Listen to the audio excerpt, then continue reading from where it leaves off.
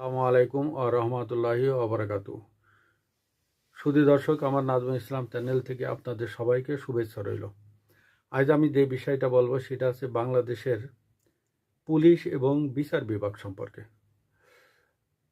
বিচার যদি আমার পক্ষে যায় তাহলে বিচার বিভাগ ভালো, আর যদি বিচার আমার বিপক্ষে যায় তাহলে বিচার বিভাগ ভালো নাই এবং আমার প্রতি অন্যায় করা হয়েছে। আমরা কিন্তু সবসময় এই মনোভাবটা বজায় রাখি এবং প্রতিটা মানুষই এরকম করে। কেসে যদি হেরে যায় তাহলে তারা উচ্চ আদালতে যায়, এবার অর্থাৎ অনাস্থা জ্ঞাপন করে।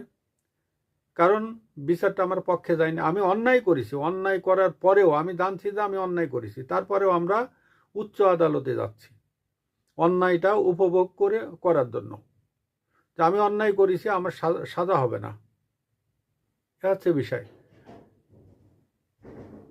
চট্টগ্রাম আসছে নির্বাচন উপলক্ষে চট্টগ্রাম মহানগরীতে ৩২০ জন আসামির একটা লিস্ট করা হয়েছে।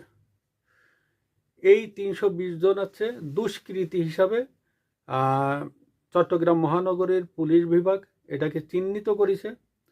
চিহ্নিত করার পরে সেখানে অধিকাংশ সমস্ত নিষিদ্ধ ঘোষিত আওয়ামী লীগের সদস্য এবং ২০ জন আছে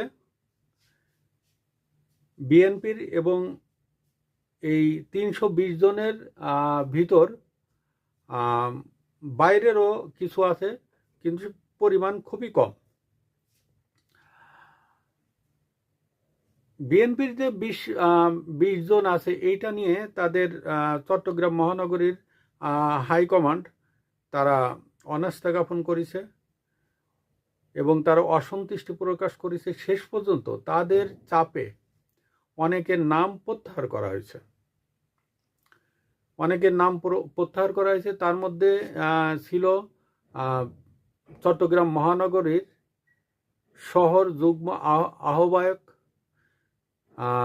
কোতোয়ালি যুবদলের সভাপতি এবং নগর বিএনপির শাসক দলের সভাপতি সাবের হোসেন চৌধুরী। এছাড়া ছোট সাজ্জাদ, বড় সাজ্জাদ এবং বড় সাজ্জাদের স্ত্রী। আওয়ামী লীগের আছে ডাকসাইডের নেতার ভিতর নওফেল এবং আজম জে নাসির, চিন্ময় কৃষ্ণ প্রভু এবং বাইরের একজন আছে মুবারক হোসেন। সুধী দর্শক, এইভাবে যদি পুলিশের উপর যদি অনাস্থা